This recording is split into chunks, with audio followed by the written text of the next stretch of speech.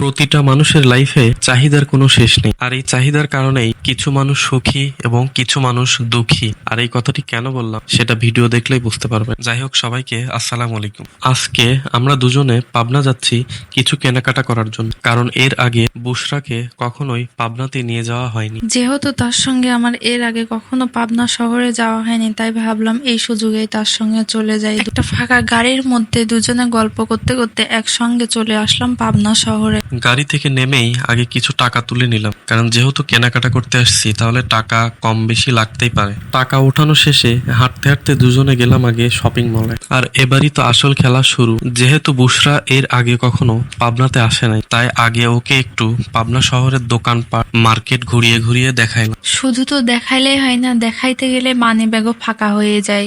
দোকানদার ভাইয়া আমাকে অনেকগুলো ব্যাগ বের করিয়ে দেখাইতেছিল, আমিও সেগুলো মনোযোগ সহকারে দেখতেছিলাম। শুধু ব্যাগ হাতে নিয়ে দেখলে তো ভালোই হতো, কিন্তু উনি আবার আয়নার সামনে গিয়ে দেখি ফ্যাশন শো করতে লাগলো। ওমা, এ আবার কেমন কথা? ঠিকই তো, ব্যাগ কিনতে গেছি তো ট্রায়াল দিয়ে দেখবো না কোনটা কেমন আমার সঙ্গে মানাচ্ছে কিনা। কি আর করার, উনি ট্রায়াল দিচ্ছে আর আমি দাঁড়ায় দাঁড়ায় দেখতেছি আর ভিডিও করতেছি। দেখি উনি কতক্ষণ পর্যন্ত ট্রায়াল দিতে পারে আর আমি কতক্ষণ পর্যন্ত ভিডিও করতে পারি।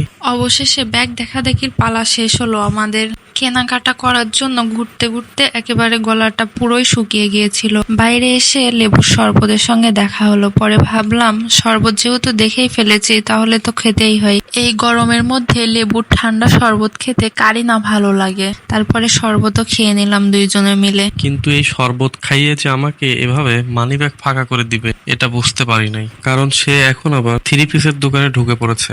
আর থ্রি পিসের দোকানে ঢোকা মাত্রই ট্রায়াল দেওয়া শুরু করে দিয়েছে। অবশেষে পছন্দ করে থ্রি পিসও নিয়ে নিলাম। তারপরেও দেখি মহারানী এদিক সেদিক তাকাচ্ছে বারবার। কি ব্যাপার, এদিক সেদিক তাকানোর কারণ কি? সব কারণ তো বলা যায় না, কিছু কারণ দোকানে গেলেও বোঝা যায়। দোকানে যাওয়ার পর হয়তোবা সে ঠিকই বুঝেছিল, কিন্তু বুঝেও আর তার কোনো লাভ হয়নি। আমি যে একাই নিয়েছি তা কিন্তু নয়, সেও অনেক কিছু নিয়েছে। সে অতি চালাক, সে শুধু আমারই ভিডিও করে গেছে কিন্তু নিজের ভিডিও একটাও করে নাই।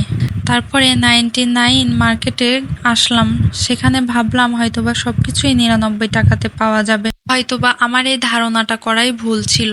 ভুল কি সঠিক সেটা জানি না, তবে এতটুকু বুঝে গেছি যে কোনো মেয়ে মানুষের সাথে মার্কেটে আসা যাবে না। ঠিকই বলছো, অন্য কোনো মেয়েদের সঙ্গে আসা যাবে না, শুধু আমার সঙ্গে আসা যাবে।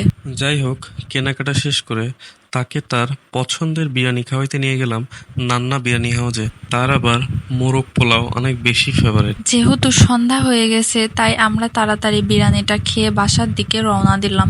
যাই হোক, ভিডিওটা আজকের মতো এইখানেই শেষ। আর আমাদের পেজটি যেহেতু নতুন, সো আমাদের ভিডিওগুলো কেমন হচ্ছে আপনারা অবশ্যই কমেন্ট করে জানিয়ে দিবেন। ধন্যবাদ সবাইকে আমাদের ভিডিওটি দেখার জন্য।